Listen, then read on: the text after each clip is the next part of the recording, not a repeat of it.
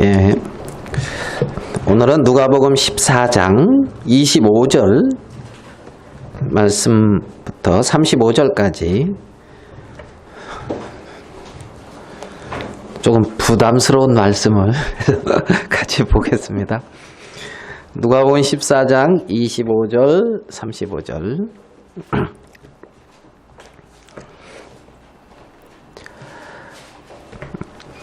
허다한 무리가 함께 갈새 예수께서 돌이키사 이르시되 무릇 내게 오는 자가 자기 부모와 처자와 형제와 자매와 및 자기 목숨까지 미워하지 아니하면 능히 나의 제자가 되지 못하고 누구든지 자기 십자가를 지고 나를 쫓지 아니하는 자도 능히 나의 제자가 되지 못하리라.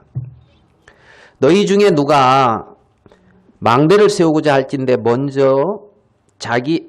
할진대 자기의 가진 것이 준공하기까지 족할는지 먼저 앉아 그 비용을 예산하지 아니하겠느냐.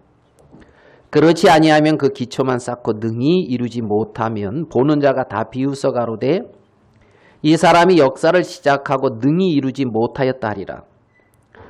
또 어느 임금이 다른 임금과 싸우러 갈 때에 먼저 앉아 1만으로 저 2만을 가지고 오는 자를 대적할 수 있을까 헤아리지 아니하겠느냐. 만일 못할 터이면 저가 아직 멀리 있을 동안에 사신을 보내어 화친을 청할지라. 이와 같이 너희 중에 누구든지 자기의 모든 소유를 버리지 아니하면 능히 내 제자가 되지 못하리라. 소금이 좋은 것이나 소금도 만일 그 맛을 잃었으면 무엇으로 짜게 하리요.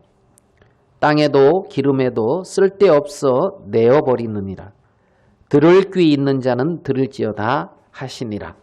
우리 35절까지 이렇게 좀 읽어드렸습니다. 말씀이 조금 부담스럽지 않아요? 평소 삶인데 이렇습니까? 어떻게 보면 이제 조금 부담스러울 수도 있고 또 이 말씀에 주님의 어떤 마음들을 발견해 가면 굉장히 은혜롭고 이제 감사할 수도 있다 이렇게 봅니다. 오늘 누가복음 14장 25절부터 읽어드렸는데 여기 보면 26절 뒷부분에 보면 이런 말씀이 나와요. 능히 나의 제자가 되지 못하고 27절 뒷부분에 보면 능히 나의 제자가 되지 못하리라.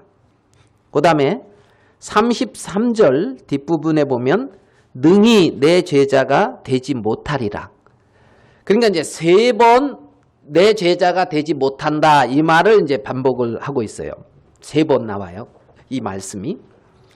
그러면 첫 번째 어떨 때 내 제자가 되지 못하냐 그러냐면 부모, 처자, 형제, 자매 및 자기 목숨까지 미워하지 아니하면 내 제자가 못 된다는 거예요. 어때요? 좀 커트라인이 낮은 것 같아요? 높은 것 같아요? 매우 높아요?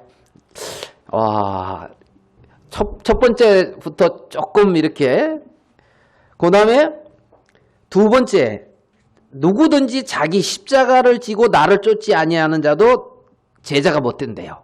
십자가를 지고 쫓으라. 두 번째. 진다 이런 거 보면은 이런 것도 조금 이제 이렇게 부담스러운 부분이고 33절의 세 번째는 뭐라 그러냐면 자기의 모든 소유를 버리지 아니하면 내 제자가 안 된다는 거예요. 그러니까 자기의 모든 소유를 버리라는 거예요. 여러분 혹시 제자가 되고 싶어서 소유를 다 버릴 마음을 가지신 분 계신다면 어디다 버릴지 언제 버릴지 좀 얘기를 먼저 해주시고 버리셔요. 그러면은 그 버리는 곳에 이렇게 좀 제가 가서 이렇게 이제 그러니까 이 세 말씀을 이렇게 보면 첫 번째 부모, 처자, 형제, 자매 자기 목숨을 미워해라. 이거를 지금 미워할 대상인 것 같아요? 사랑하는 대상인 것 같아요? 이 사랑하는 대상이지 이거 미워하는 대상이 아닌데 이거 미워하지 않으면 내 제자가 안 된다. 네 모든 소유를 다 버리지 않으면 뭐 버릴 거 별로 없는데요. 이럴지 몰라도 다 버리지 않으면 내 제자가 못 된다. 그러니까 네 십자가를 지고 나를 쫓아라. 그러니까 이제 이 세 부분을 이렇게 곰곰이 생각해 봤을 때 답이 나오는데 결론이 어떻게 나오냐 하면 나는 주님의 제자가 될 수 없구나. 이렇게 이제 결론이 나오는 거예요. 나는 주님의 제자가 될 수 없구나. 어제 이제 저는 이제 처갓집에 이렇게 갔어요. 밥을 잘 얻어 먹으려면 처갓집도 이렇게 가고 이렇게 이제 해야 돼요. 그런데 거기서 이제 처형 두 분이 계시고 이제 처남도 있고 이제 장모님 계시는데 우리 혜진이 엄마는 시댁 가는 것보다는 거기가 즐거운 것 같더라고요. 그래서 막 이렇게 이제 이렇게 막 이제 특유의 웃는 소리도 막 이렇게 이제 나고 막 그러고 이제 고사리 꺾으러 가자고 그러면서 참 또 이렇게 피곤한 몸을 그냥 이렇게 붙들고 산에 올라가 가지고 내려올 때 거의 벼랑 같은 데로 내려와 가지고 하여간 참 고생하면서 이제 가서 이제 고사리도 끊고 이제 이랬는데 오면서 이제 그 장모님이 이가 좀 안 좋으신데 이렇게 이제 죽식으로 이렇게 해서 이제 끌어들였는데 그걸 이렇게 잘 드시니까 우리 이제 혜진 엄마 마음이 좋았나 보더라고요.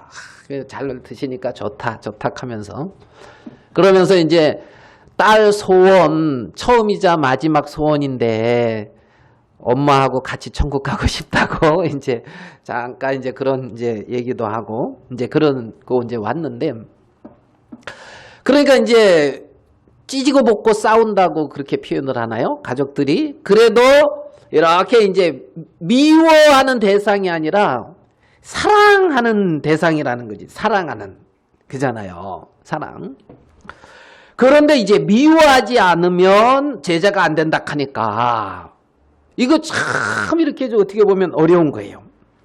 자, 우리 마가복음을 가서 한번 조금 더 이렇게 생각해 보면서 말씀을 보겠습니다. 마가복음 3장 31절을 한번 가볼게요.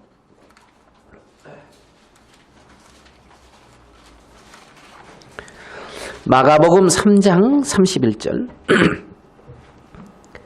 때에 예수의 모친과 동생들이 와서 밖에 서서 사람을 보내어 예수를 부르니 무리가 예수를 둘러 앉았다가 여짜오되 보소서 당신의 모친과 동생들과 누이들이 밖에서 찾나이다. 대답하시되 누가 내 모친이며 동생들이냐 하시고 둘러 앉은 자들을 둘러보시며 가라사대 내 모친과 내 동생들을 보라. 누구든지 하나님의 뜻대로 하는 자는 내 형제요 자매요 모친이니라 그랬어요.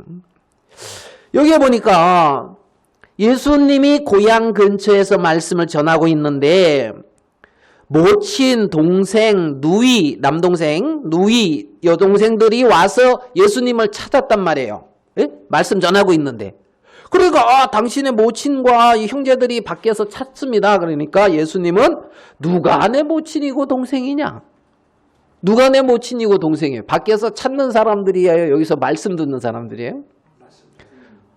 근데 여기서 말씀 듣는 사람. 그리고 우리 눈에 봤을 때는 밖에서 찾는 사람이 형제고 자매고 모친인데 하나님은 말씀 듣고 하나님의 뜻대로 행하는 자가 형제요 자매라는 거예요. 그러니까 지금 이게 다르단 말이에요. 달라. 지금 예수님이 말씀하시는 것이 다르다는 거죠. 예수님이 말씀하시는 형제가, 예수님이 말씀하시는 자매가 우리가 생각하고 있는 형제와 우리가 생각하고 있는 자매와 다르단 말이에요. 이 말씀을 이렇게 보면 그러면 자기 목숨까지 미워하지 아니하며 하는 이 자기 목숨도 하나님이 말씀하시는 목숨과 내가 생각하는 목숨과 다를 수가 있단 말이에요. 다를 수가. 자, 성경에 보면 성경에는 첫사람 아담이 나오고 마지막 사람 아담이 나와요. 그러니까 첫사람 아담은 우리가 잘 아는 아담이고 마지막 사람 아담은 누구예요? 예수 그리스도란 말입니다. 그러니까 성경에는 두 가지의 생명이 존재하고 있어요. 첫사람 아담의 생명과 마지막 아담인 예수 그리스도의 생명이 존재하고 있단 말입니다.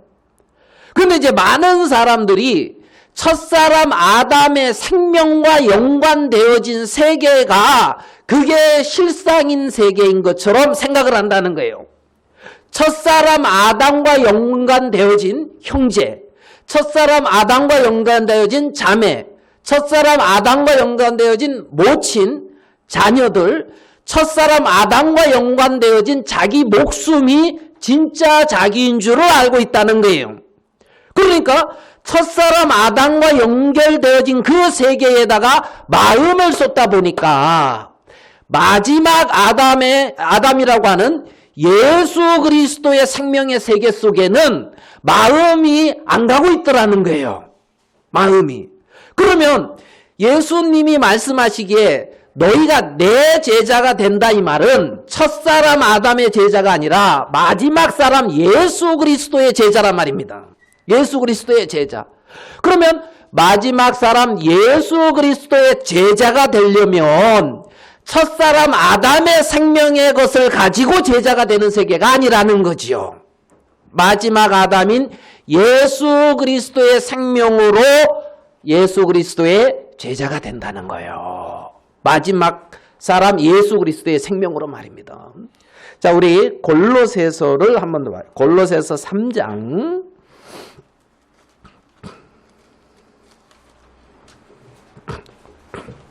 3장 1절입니다. 골로새서 3장 1절. 그러므로 너희가 그리스도와 함께 다시 살리심을 받았으면, 이제 거듭났다 이 말은 두 번 태어났다는 거잖아요. 그러면 죽어있던 어떤 생명이 다른 생명을 받아들여서 다시 태어났다는 거죠. 그래, 그걸 여기서 뭐라고 표현하고 있냐면 살리심을 받았다. 다시 살리심을 받았다. 그러면 뭐라고 말을 하고 있냐면 위의 것을 찾으라 이렇게 말을 하고 있단 말이에요. 위의 것. 그러면서 거기는 그리스도께서 하나님 우편에 앉아 계시느니라. 자, 2절 같이 한번 읽어봅시다. 2절 시작. 위의 것을 생각하고 땅의 것을 생각지 말라. 예, 위의 것을 생각하고 땅의 것을 생각지 말라. 그러니까 위로부터 난 생명이 있고 땅으로부터 흙으로부터 난 생명이 있단 말이죠. 그럼 흙으로 땅으로부터 난 생명은 아담의 생명이고 위로부터 난 생명은 예수 그리스도의 생명이란 말이에요. 그러면 우리가 처음에는 아담 안에의 생명만 가지고 출생하고 살아왔다가 어느 날 위로부터 난 생명인 그리스도의 생명을 받고 하나님 편에 그리스도와 함께 다시 살리심을 받았다는 거예요.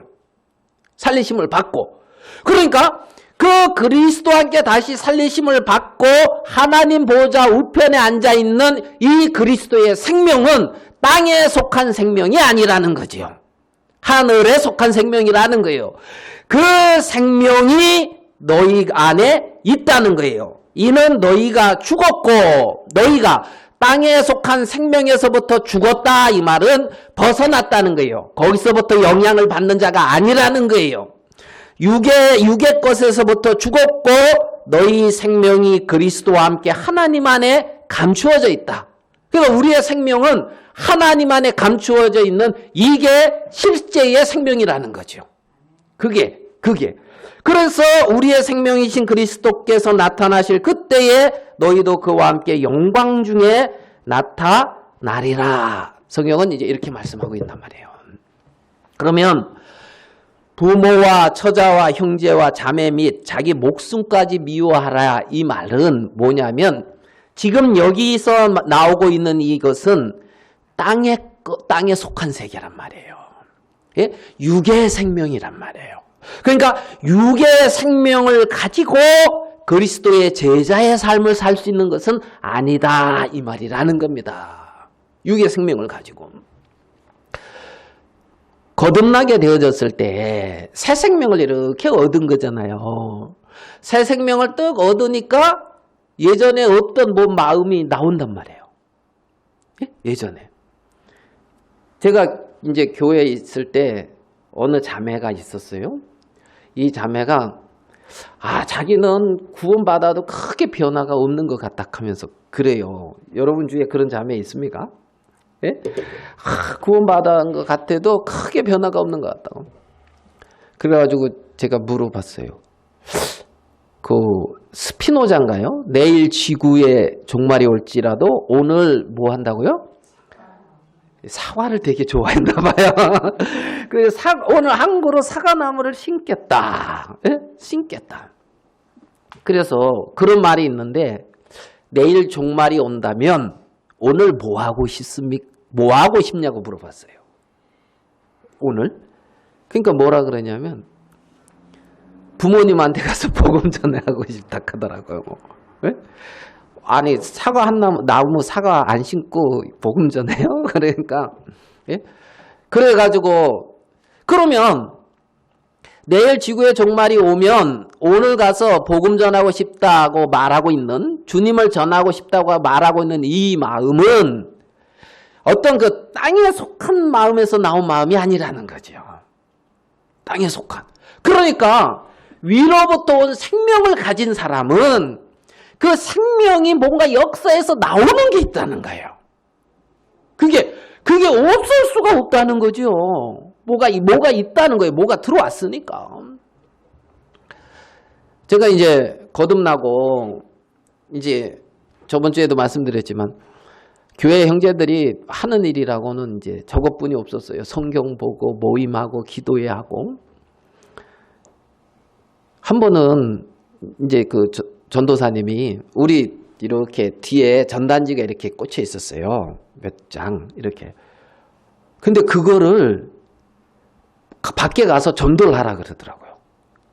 그래가지고 청년 그때 셋이 있었는데 저하고 저를 인도한 형제 있고 그 다음에 이제 고등학교 몇 학년 1학년인가 그 사촌 동생 이렇게 이제 셋이 있었었는데 전도하라고 형제들. 그래서 일요일 날인가 언젠가 셋이서 전도하러 나왔어요. 평생 전 처음 해보는 거예요. 이게 평생 처음 해보는 거예요. 근데 이 이제 나를 인도한 형제도 밖에서 이렇게 노방전도 이런 건 안 해본 거예요. 말로는 잘 시키는데. 그러니까 자기 사촌 동생이죠. 고등학생한테 어떤 아줌마가 딱 오니까 야 빨리 가서 이거 전도해.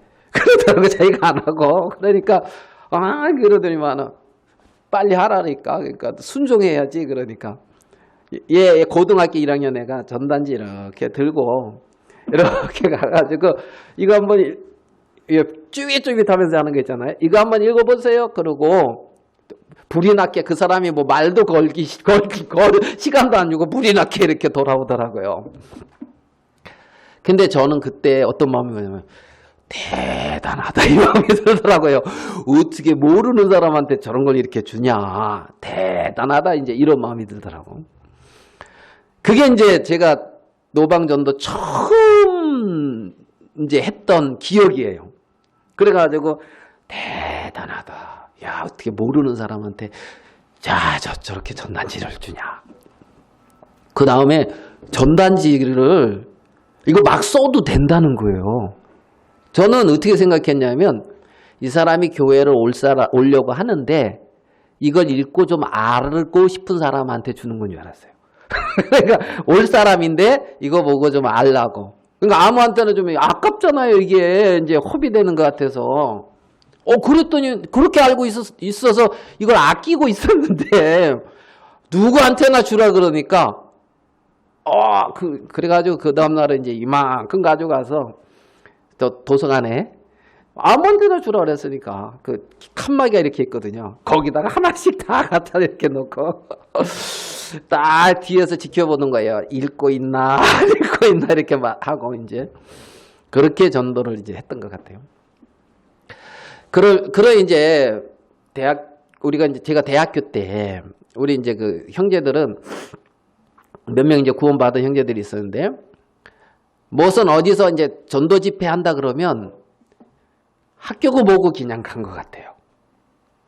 학교고 뭐고 전도 집회 이래가. 지금도 이제 생각나는 게 90년 요때쯤이에요. 4월 아니 5월. 왜냐하면 그때 하도 데모해가지고 체류탄 5.17 뭐 이런 거 있잖아요. 그런 거 그거 이제 생각이 나거든요. 그 전주에서 크게 복음 전도 집회가 있었는데 체육관 빌려가지고 실내 체육관에서 그때 했어요. 그때 이제 그 전주에 뭐 예배당을 처음으로 이렇게 건축하고 그러면서 이제 거기다가 그때 이제 이렇게 대전도 집회라 그러면서 그걸 했거든요. 그래서 우리 교회에서도 이제 청년 형제 셋이 갔어요. 대학생 이제 우리 3명에서 이제 딱 갔는데 새로운 사람들이 꽤 왔죠. 꽤 이제 올 거라고 예상도 하고 그러면서 저번에도 간증드렸는데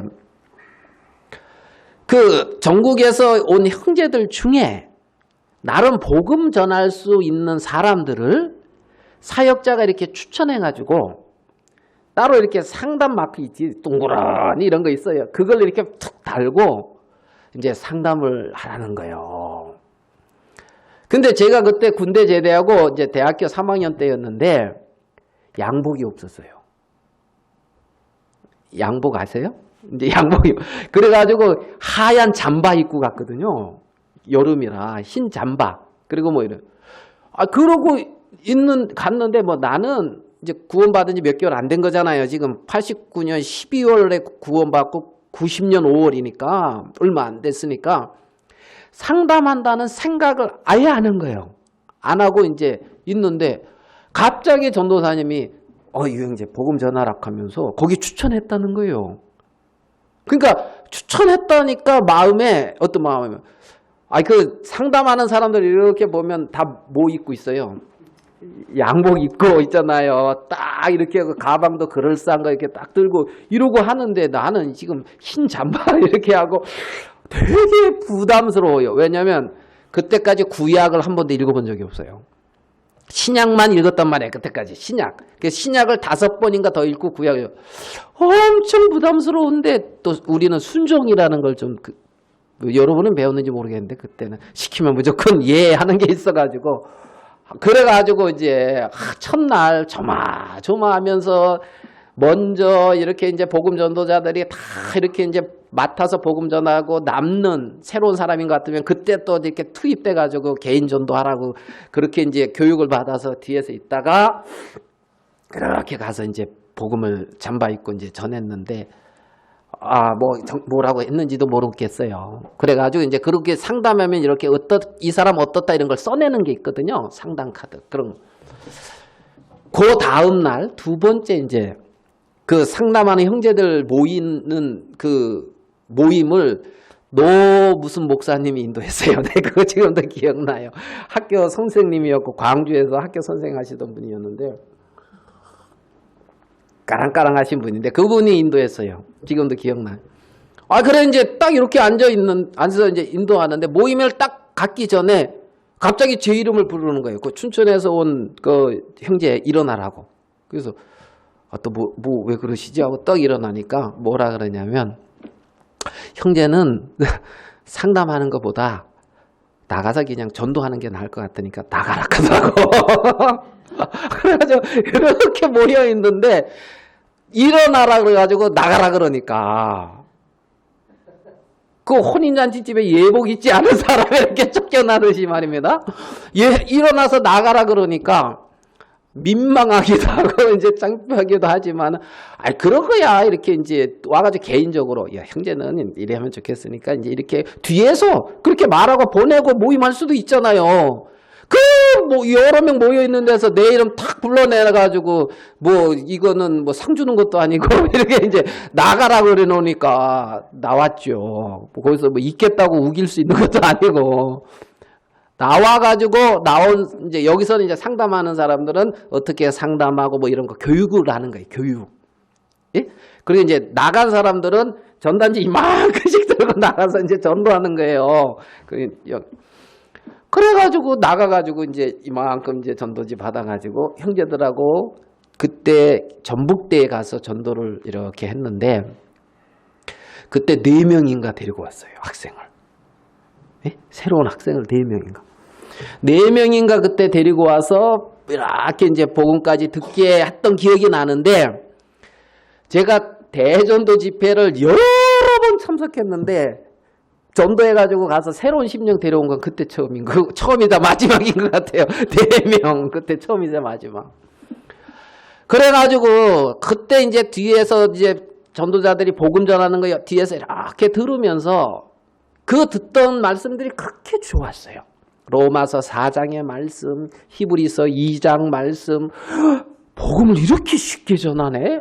와, 이렇게 소, 양 안 잡아도 구원 받네? 막 이제 이런 뒤에서 너무 그거 좋았거든요. 충만했어요. 그래가지고 굉장히 은혜롭게 이제 그 집회를 마쳤던 것 같아요. 전주에서. 그리고 뭐 시간이 많이 흘렸죠. 시간이 많이 흘렀는데 제가 이제 복음 전도 일을 이제 하게 되어졌을 때 전주에 또 갔어요. 대전도 집회. 그때는 전도 오후에 전도하라면 이제 전단지 들고 이렇게 전도로 가는데 그때는 양복도 그럴싸하니 입었어요. 그때는 구약 성경도 다 읽었어요. 그때는 복음을 이런 사람 어떻게 전해야 되겠다. 나름대로 복음을 전해서 구원받은 사람들도 좀 있었을 때예요. 아예 한 번도 안 했던 그때랑은 전혀 달라요. 그런데 제가 전북대학교 교정을 이렇게 걸으면서 속에서 울었어요. 속에서. 왜 울었냐면 그때 가졌던 그 마음이 없는 거예요. 네? 그 마음이 없는 거예요. 위치도 있고 알겠죠? 갖춘 것도 있는데 마음에는 한 심령을 간절히 이끌고자 하는 그 마음이 없는 거예요. 그 마음이 없는 거예요. 그러니까 이 교정을 이렇게 이제 거니는데 전도로 하는 게 아니고 거니는데 속에서는 눈물이 나더라니까요. 그 마음이 다 어디로 갔는지. 그 마음이. 그래서 그게 이제 시간이 참 오래 걸리고 나서 나의 모습이었거든요. 예? 거듭나고 난 이후에. 하나님이 거듭나고 나서 저에게 가르쳐 주신 하나님의 어떤 일이 있었는데 그게 뭐냐면 너는 나랑 아무 상관이 없다는 거예요. 너는 나를 사랑하지 않는다는 거예요. 네? 너는 영혼을 그러니까 지나고 나면서 하나님이 내게 보여주는 건 이사야서 1장에 누가 그걸 너희한테 요구했냐? 내 앞에 왜 보이러 오냐? 어? 누가 그걸 요구했는데 보이러 온다는 거예요. 보이러 온다는. 그리고 주의 이름으로 선지자 노릇하고 귀신 쫓아내고 권능을 행했다는 거예요. 누가? 내가.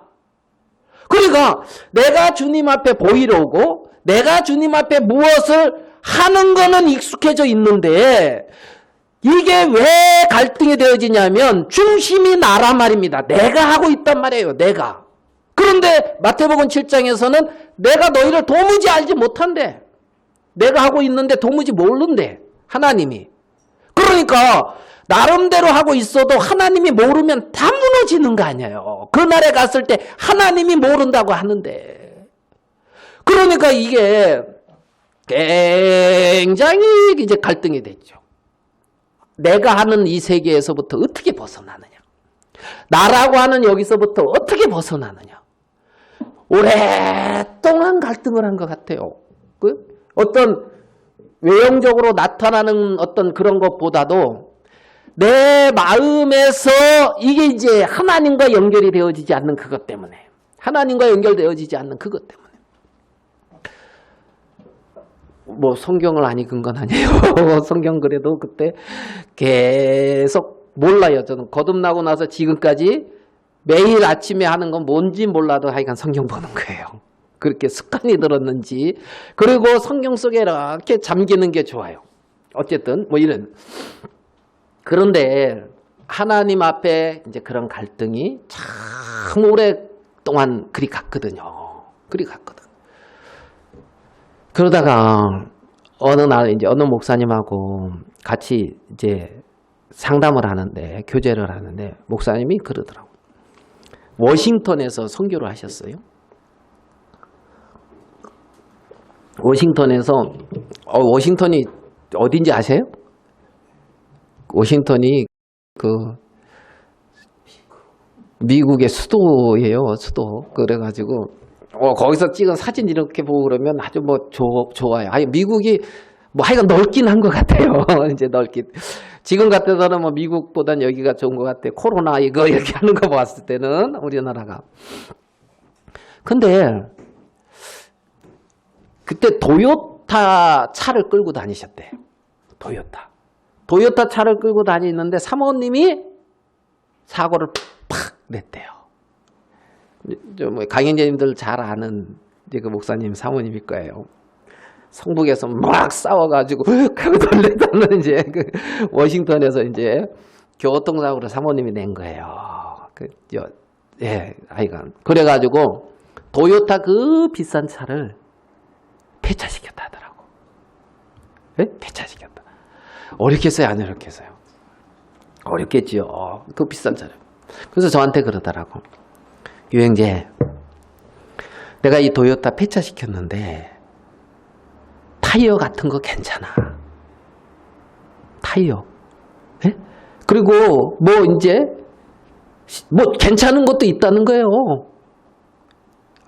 이해되죠? 나 폐차시킬 때 이거 괜찮다고 타이어 떼놓고 또 뭐 있어요? 뭐 도요타 좋은 건 뭡니까? ABS 브레이크 뭐 이런 거 좋다 그거 떼놓고 폐차시키지 않았다고. 쓸만하지만 다 폐차시켰다고. 그게 폐차라고. 그 말씀을 듣는데 마음에서 정리가 싹 되는 거예요. 아하, 하나님이 나를 십자가에서 폐차시켰구나. 폐차시켰구나. 근데 우리는 거기서 뭔가 괜찮은 거를 붙들고 그걸 고치려고 하는 거예요. 그거를. 여러분, 폐차시킬 때 이렇게 떼놓고 폐차시켜요? 응? 제가 이거 하면서 이제 이렇게 우리 교회 형제님들 차를 이렇게 생각을 해봤어요. 폐차 생각하면서 폐차시킬 차 있나 하고 생각해 보니까 어우 차들이 다 좋더라고 보니까. 왜? 뭐 K7 뭐 그랜저 뭐 이제 다 중형급 이상이더라고요. 중형급. 그 이제 그랜저 타는 이제 어느 자매가 그래서 타는 자매가 이제 그 소렌토가 아니고 스포티지도 찬약하면서 그랜저 모는 이제 자매가 스포티지도 찬약하면서 이거 폐차시키라고. 그러면 기분 나빠요, 좋아요? 나빠요. 스포티지 좋아요. 그래 좋은데 크게 찬약하면서 폐차시키라 그러고. 혹시 펠리세이드라는 차 알아요? 아시는 분 펠리세이드가 좋아요? 스포티지가 좋아요? 우리는 스포티지. 어디에다가 이렇게 이제 그 연비나 이제 유집이나 그래가지고 이제 이거를 폐차시키라 그러면 이것도 찬약하면서 타이어 팡팡 발로 차면서 이런 거 폐차시키라 그러면 억수로 기분 나쁜 거죠. 그래 니 잘났다. 그래 니 차 좋다. 이제 그러고 잘 타고 다녀라. 난 이거 그래도 타고 다닐 거다 하면서 기분 나쁜 거예요. 폐차시키라 그러면. 예전에 우리 교회에서 우리 시골에 그거 뭐예요? 봉사활동 할 때 저 이렇게 막 이제 태우고 이제 그 예전에 그 차 타고 가는데 갑자기 뭐 팍 하던가 뭐 어떤가 하더만은 그냥 차가 안 나가고 그냥 이렇게 시동이 꺼지면서 그래가지고 고속도로 들어가려고 하다 옆에다 딱 놨거든요. 근데 나중에 보니까 고치는 거 값이 거의 차량값과 뭐 다를 바가 없는 것 같은 거예요. 그래가지고 결론은 폐차시켜야 되겠다 이랬거든요. 그런데 이제 그랜저 타고는 이제 자매가 우리 차 이렇게 발로 팍팍 차면서 이게 뭐 이런 거 이거 폐차시켜요. 그러면 기분 나쁠까요, 안 나쁠까요? 아유, 참, 나도 알아요. 폐차시킬 거. 뭐, 누구는 뭐, 이거 뭐, 폐차, 그거 뭐 안 좋은 거 몰라서 타고 다니는 줄 알아요? 그리고 이제 속으로 이제 그러면서, 그래, 진짜 폐차는 시켜야 되겠다. 근데 이제 그 그랜저 타고 다니는 분이 이제 돈이 많은 거에 다른 거 말고, 예? 예? 그러면서, 이거 딱 폐차시키고, 내가 요즘 신형 이제, 소렌토, 이거 내가 사주겠다 하면서, 무슨 말인지 이해되죠? 신형 소렌토 사주겠다 하면서 그거 발로 탁탁 타면서 폐차시키라 그러면 기분 나빠요, 안 좋아요? 그래도 그때는 안 나쁘잖아, 그쵸? 왜냐하면 소렌토 준다는데 새 차 신형 요즘 뭐 나오는, 예? 그래가지고 뭐 그거 내가 미리 이거 일이 될 줄 알았다 하면서 미리 소렌토 이제 예약을 해놨고 이제 다음 주 월요일 날 그거 출고되는데 이거 빨리 폐차시키라고 그리고 이렇게 타시라고. 얼마 전지 저거 뭐지 폐차시킬 요인계가 있어요. 소렌토 이렇게 이제 타라가요 주면은 그러면 이거 탁 하고 소렌토 타지. 그거 썩썩하고 막 이렇게 조금씩 고장 나고 하는 거 계속 고쳐가면서 타겠느냐고요. 소렌토 타지. 그잖아요. 예? 그러니까 이거 폐차 직전이니까 이거에 미련을 두지 말고 소렌토를 타고 다니라 이 말인 거야. 예? 그러니까 자기 목숨을 미워한다 이 말은 이거는 폐차시킬 거라는 거예요. 폐차시킬 거. 예? 여기에 쓸모가 없다는 거예요. 예? 얼마 전에 타이어 새로 갈았는데 타이어 새로 갈았는데 소렌토 주겠다고. 예? 타이어 새로 갈았는데 소렌토 주겠다고. 그러니까 이 형제 자매 또 부모 처자 자기 목숨까지 미워하라 이 말은 하나님이 뺏어가겠다는 것이 아니라 새 차 주겠다 이 말이라는 거예요. 이 땅에 속한 생명 말고 정말 고장 안 나고 얼마든지 문제 없이 영원히 고칠 필요 없고 이런 새로운 생명을 주겠다는 거지요. 새로운 생명을. 그래서 그 생명이 역사해서 열매를 맺는단 말입니다. 그 생명이 역사해서 열매를 맺는다는 거지요. 그래서 그 생명이 역사해서 열매를 맺는 사람들을 갖다가 내 제자다 이렇게 부르겠다는 거예요. 내 제자다. 그러니까 순간순간 고장나고 순간순간 문제 있고 순간순간 어떤 일들이 생기는 그거 말고 자 누가복음 14장에 보면 그래서 자매와 그랬죠.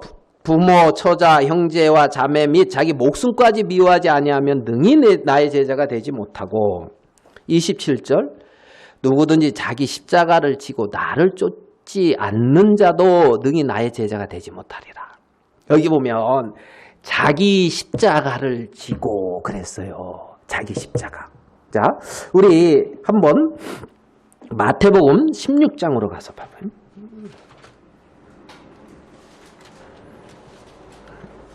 마태복음 16장 21절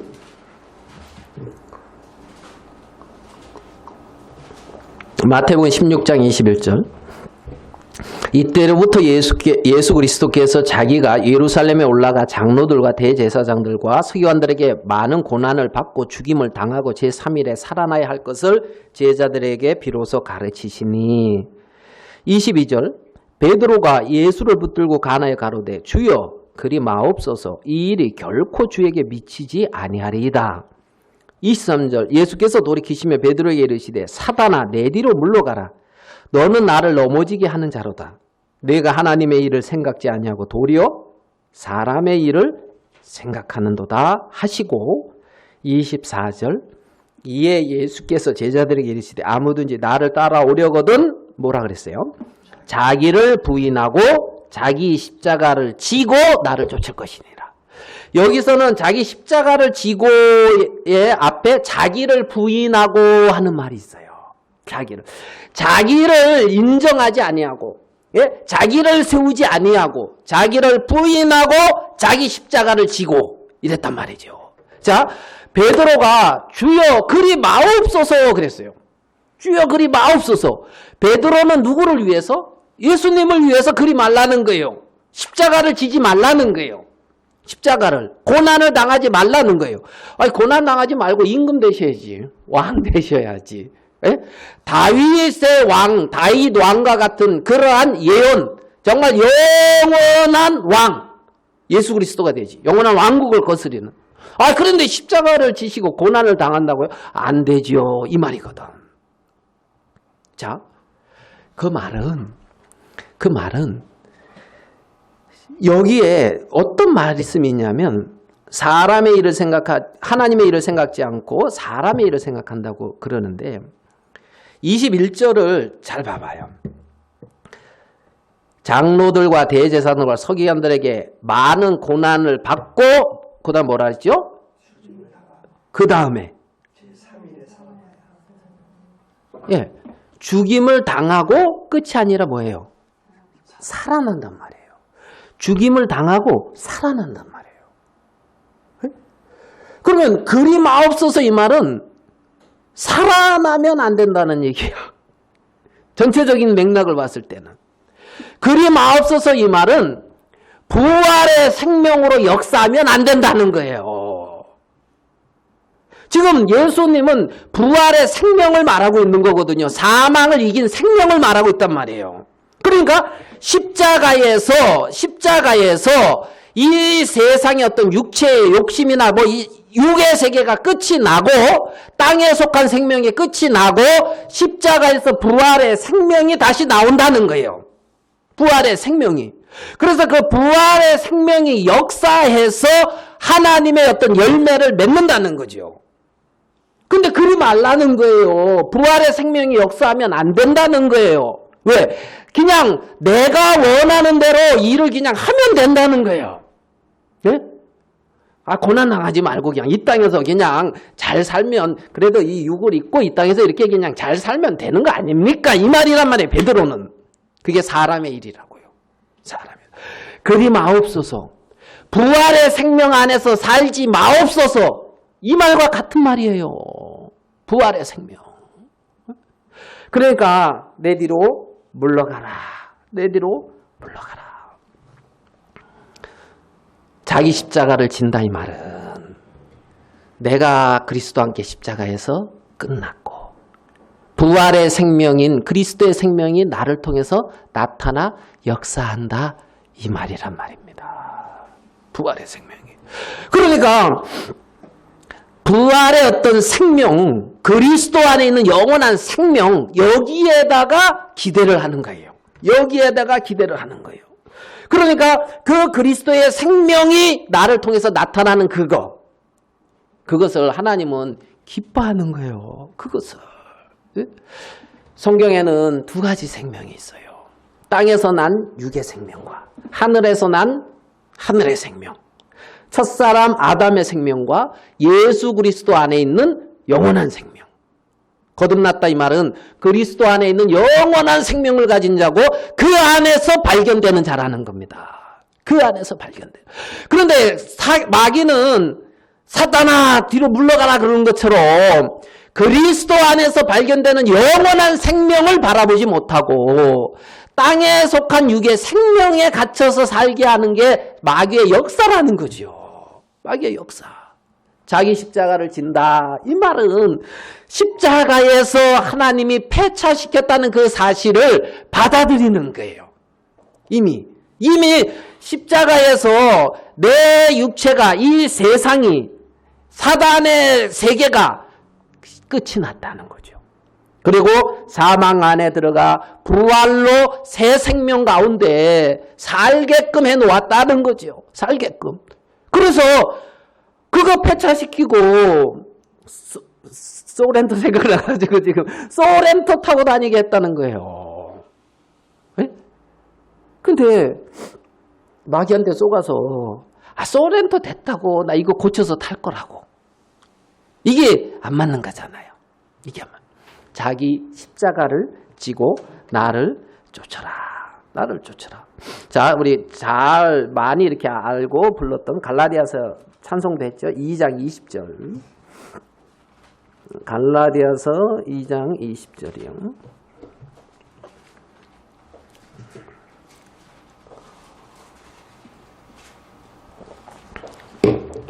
갈라디아서 2장 20절입니다. 내가 그리스도와 함께 십자가에 못 박혔나니. 이게 자기 십자가예요. 자기 십자가를 지고 내가 그리스도와 함께 십자가에 못 박혔나니. 그런즉 이제는 내가 산 것이 아니라 오직 내 안에 그리스도께서 사신 것이라. 예? 베드로가 주여 그리 마옵소서. 예? 지금 예수님은 십자가의 고난을 당하시고 부활, 다시 살아나는 얘기를 하고 있잖아요. 예? 고난이 끝이 아니라고요. 다시 살아난다고요. 자기 십자가를 진다 이 말은 내가 죽고 내 안에 그리스도가 산다 이 말이란 말이에요. 내 안에 그리스도가 행하신다. 그리스도가 사신다. 이것이 실상이다. 이것이 내가 아니요 내 안에 그리스도. 내가 아니요 내 안에. 그래서 하나님이 그렇게 폐차를 시켰다는 거죠. 폐차를. 자기 십자가. 자기. 나를 부인하고 자기 십자가. 그리스도 안에서 하나님은 나를 이미 십자가에서 끝내셨구나. 아까 형제님이 양고기 먹는 것처럼 예? 피가 발려서 우리들의 범죄가 거기서 심판이 끝나서 재앙이 넘어가고 그 안에서 어린 양의 고기를 먹듯이 예수 그리스도의 십자가를 통해서 이제는 내가 아닌 어린 양을 먹어서 그것이 양식이 되고 힘이 돼서 애굽을 떠나고 가나안을 향해 가고 그럴 수 있는 능력의 근원이 되듯이 내 안에 살아계신 그리스도께서 나를 이 세상에서 이기고 죄에서 이기고 주님을 위해 살아갈 수 있는 근원이 된다는 거예요. 근원이. 그가 내 제자라는 거지요. 그래서 이제는 내가 산 것이 아니요 오직 내 안에 그리스도께서 사신 것이라. 그리스도께서 사신 것이라. 그게 지금 제자가 되는 조건으로 이렇게 말씀하고 있는 것을 볼 수가 있단 말입니다. 세 번째 말씀한 게 뭐냐면 자기의 모든 소유를 버리지 아니하면. 자기의 모든 소유를 버리지 아니하면. 소유를 다 버려야 내 제자가 된다는 거예요. 이거는 다른 말로 하면 네 소유로는 내 제자가 못 된다 이 말이라는 거예요. 자기의 모든 소유를 다 버리지 않으면 내 제자가 되지 못한다 이 말은 나의 것으로는 안 됩니다 이 말이라는 거예요. 나의 것으로는 안 됩니다. 나의 것으로는. 그래서 나의 것으로는 안 되고 주님으로 된다는 거죠. 주님으로. 그래서 주를 의지하는 세계란 말이에요. 이제는 내가 아닌 내 안에 그리스도라고. 그래서 제자가 되는 거예요. 그래서 나의 것으로는 안 되고 당신의 것으로 된다고 해서 소금과 빛인 그리스도의 맛이 거기서 나온다는 거예요. 거기서. 어떤 사람의 맛이 아닌 어떤 그 소금의 맛. 그 소금의 맛. 그것은 내 소유로는 안 되고 나로서는 안 됩니다. 당신이. 자, 우리가 아까 갈라디아서 찾았는데 갈라디아서 2장을 더 좀 보고 이제 본문으로 좀 돌아올게요. 갈라디아서 2장 8절입니다.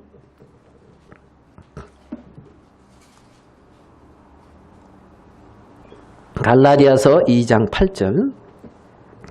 베드로에게 역사하사 그를 할례자의 사도로 삼으신 이가 또한 내게 역사하사 나를 이방인에게 사도로 삼으셨느니라. 그러니까 베드로가 유대인, 할례자의 사도가 된 것은 베드로로 된 게 아니라는 거죠. 베드로에게 역사하신 하나님으로 된 거라는 거예요. 그런 것처럼 누구예요? 사도 바울에게도 하나님이 역사하셔서 이방인의 사도로 하나님이 그렇게 되게 했다는 거예요. 역사.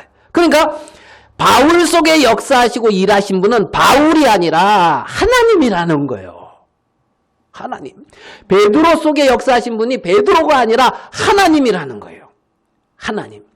바울도 처음에 이방인한테 가려고 하지 않았어요. 유대인들에게 복음을 전하려고 했어요. 유대인들에게. 근데 하나님이 야 멀리 가라. 내가 너 멀리 이방으로 보낼 것이다. 응? 이 바울 속에 하나님이 나타나시고 역사하시고 능력으로 일하셔서 그 일을 열매를 맺은 거란 말이죠. 그 열매를. 그러니까 바울은 바울은 그리스도 안에 새로운 피조물, 새 생명, 그 안에서 힘있게 달려간 거죠. 그 속에 일하실 그 주님을 기대하고 말입니다. 그 안에 주님이 사셨다는 거죠. 자, 우리 누가복음 이제 14장.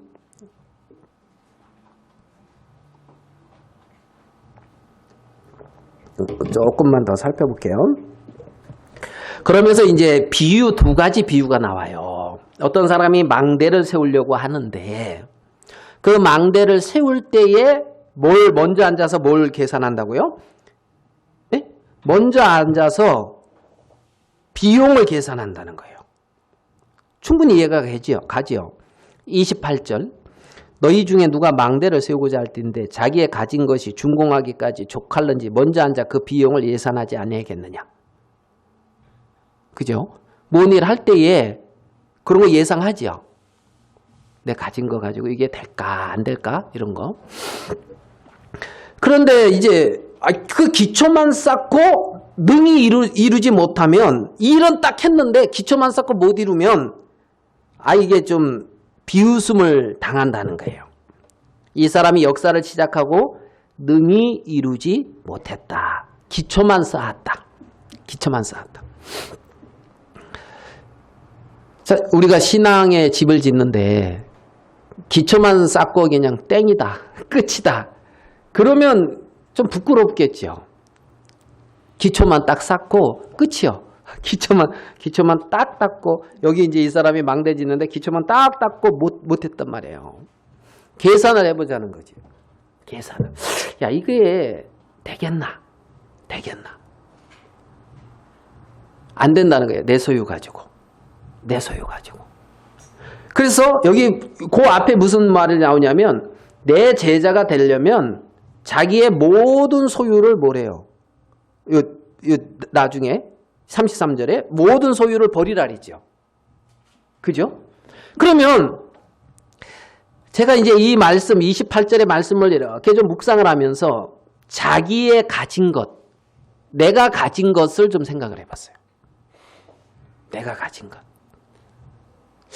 내가 가진 것 중에 가장 큰 게 뭘까요? 네? 여러분이 가진 것 중에 가장 큰 게 뭐예요? 그리스도. 아멘. 그리스도. 그러면 그리스도의 그걸로는 건축이 되는 거예요. 내 것으로는 안 되고. 그러니까 이 터가 그리스도가 터로도 만든 거고 집도 그리스도로 지어지는 거예요. 우리 에베소서 말씀을 에베소서 2장 20절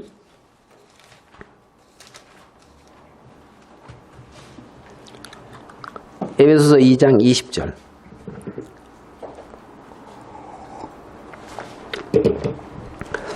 너희는 사도들과 선지자들이 터 위에 세우심을 입은 자라.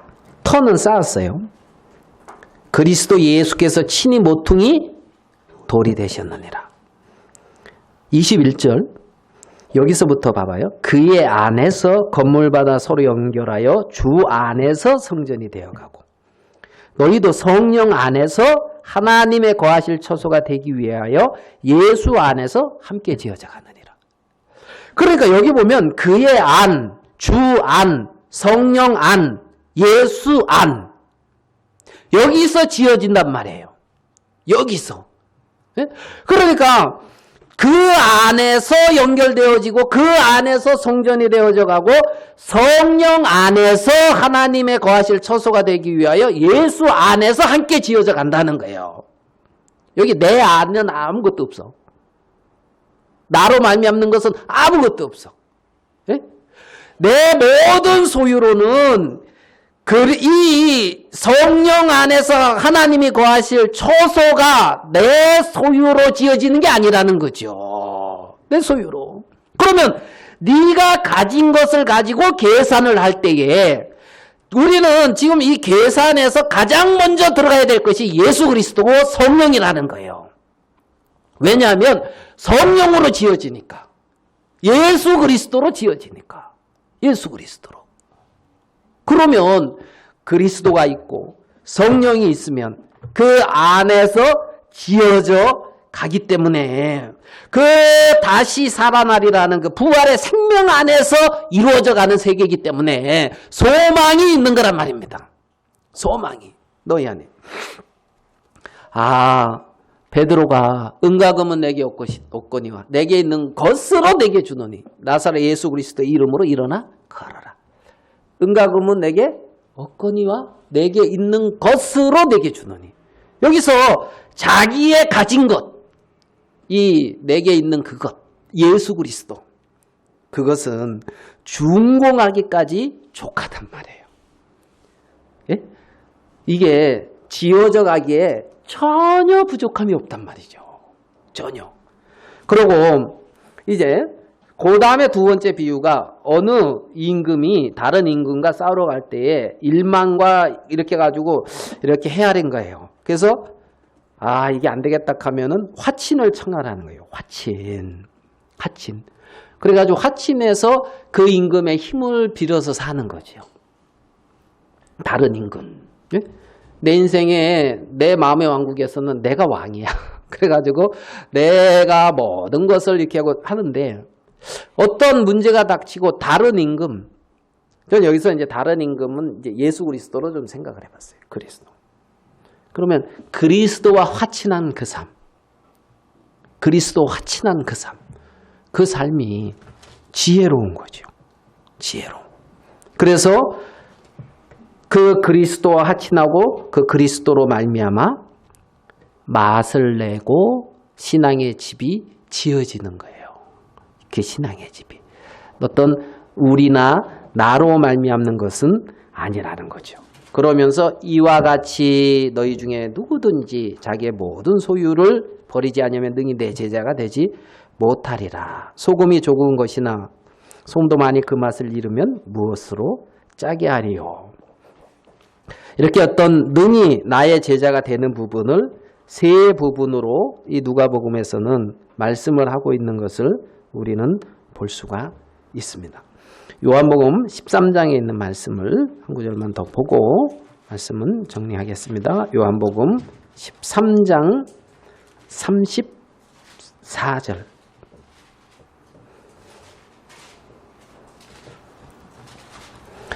요한복음 13장 34절.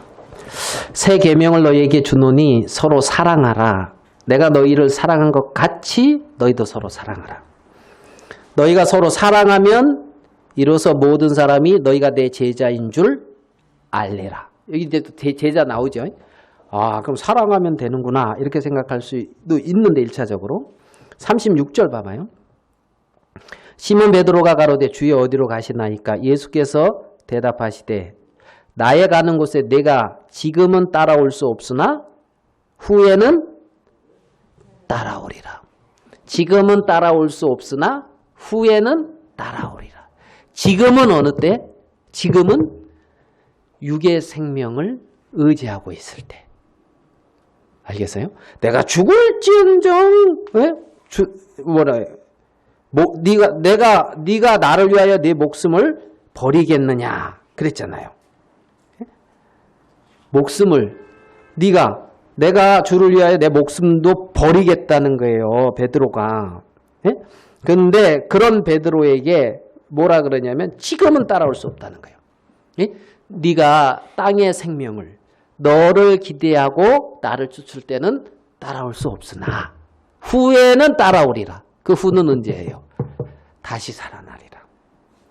부활하신 주님을 만났을 때 그 부활의 생명이 베드로 속에 나타나서 역사하고 베드로를 이끌어 갈 때에 부활의 생명을 만나고 성령께서 베드로를 이끌어 갈 때에 그때는 네가 따라올 수 있다는 거죠. 그때는. 그래서 지금은 따라올 수 없으나 후에는 따라오리라. 주여 내가 지금 어찌하여 따를 수 없나이까? 주를 위하여 내 목숨을 버리겠나이다. 자, 주여 내가 주를 위하여 내 목숨을 버리겠나이다. 얼마나 큰 각오예요. 그죠? 내가 주를 위하여 내 목숨을 버리겠나이다. 그런데 여기서 지금은 따라올 수 없다는 거예요. 지금은. 언제? 내가 주를 위하여 이때는 못 쫓아온다는 거예요. 그 소유로는 터는 이렇게 쌓아졌는지 모르겠지만 예수님으로 말미암아 터는 지어졌는지 모르지만 집은 지을 수가 없다는 거죠. 내가 주를 위하여 이 세계에서는. 예? 목숨까지 걸고. 그런데 후에는 여기서 뭐냐면 십자가에서 고난을 당하고 후에는 다시 살아나리라. 다시 살아난 부활의 생명 안에서는 성령에 이끌려서 네가 나를 따라올 수 있다는 거예요. 예? 부활의 생명 안에서 성령이 너를 통해서 역사하셔서 성령이 거하시는 하나님이 거하시는 처소가 되어진다 이 말이라는 거예요. 예? 그래서 부활의 생명 그리스도의 생명에 기대를 두고 있는 거죠. 예? 하나님은 그래서 베드로를 부인케 하는 거예요. 네가 나를 부인하리라. 죽을지언정 내가 목숨 버리겠다고 하는 베드로 자신을 부인하고 그 마음의 부활의 생명을 이신 예수님을 만나고 성령의 성령을 받고 성령의 그렇죠 권세가 임한진 이후에 그를 통해서 베드로를 하나님이 성령의 도구로 힘있게 사용하고 있는 걸 볼 수가 있다는 거죠. 자, 14장으로 가요. 14장 10절. 나는 아버지 안에 있고 아버지는 내 안에 계신 것을 내가 믿지 아니하느냐. 내가 너희에게 이르는 말이 스스로 하는 것이 아니라 아버지께서 내 안에서 계셔 그의 일을 하시는 것이라. 아버지께서 내 안에 계셔서 그의 일을 하시는 것이라. 성령께서 내 안에 계셔서 하나님의 일을 하시는 것이라. 이게 하나님의 자녀들이라고요. 성령이 내 안에 계셔서 하나님의 일을 하시는 거라는 거예요. 성령이.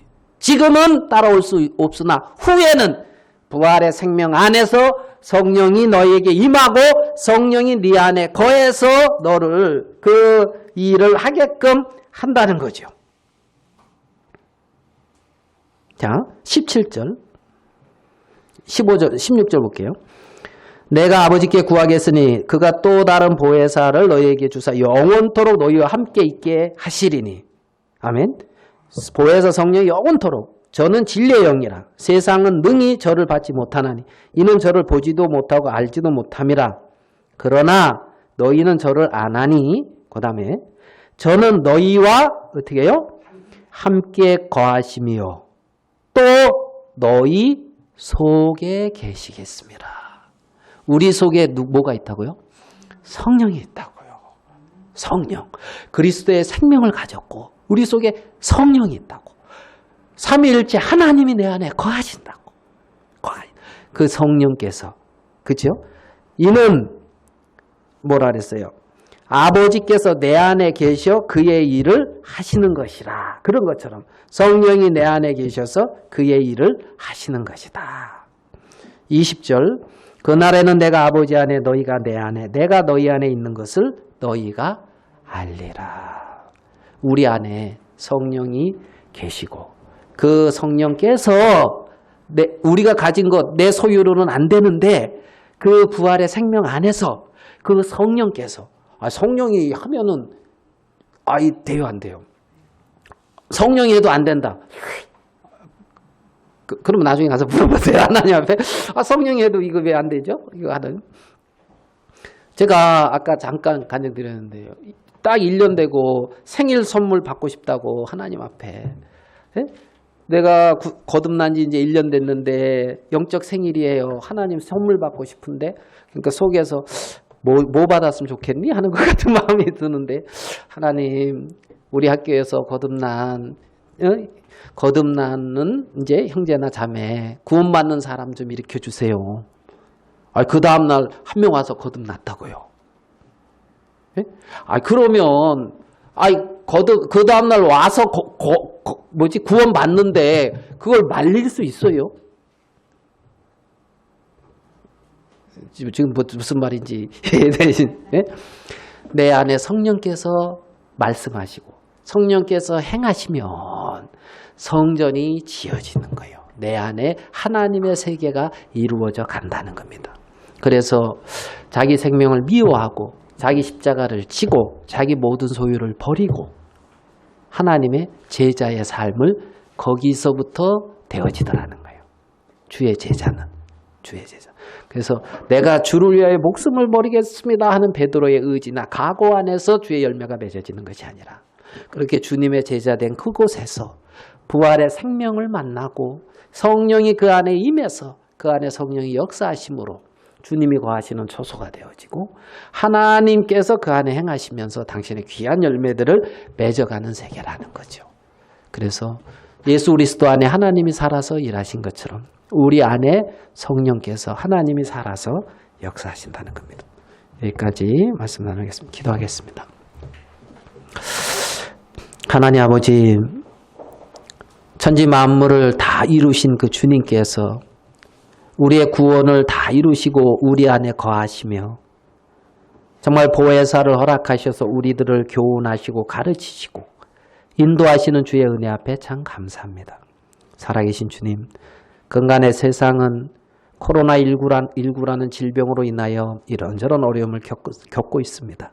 하나님, 당신의 자녀들도 기억하시고 하나님께서 이 모든 일들을 또한 마치시고 하나님의 뜻을 이루어 가실 부분들을 이루어 가시며 구원받는 심령들도 일으키시고 하나님 아버지 정말 우리 안에 성령이 살아서 행하시는 것을 밝히 보이시고 주님이 영광을 거두시게 되기를 바랍니다.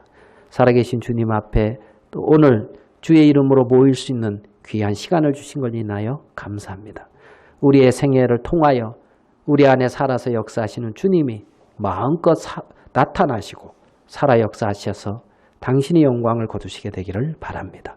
주님께 모든 것을 맡기고 주께 영광을 돌리오며 우리 주 예수님의 이름으로 기도하였습니다. 아멘.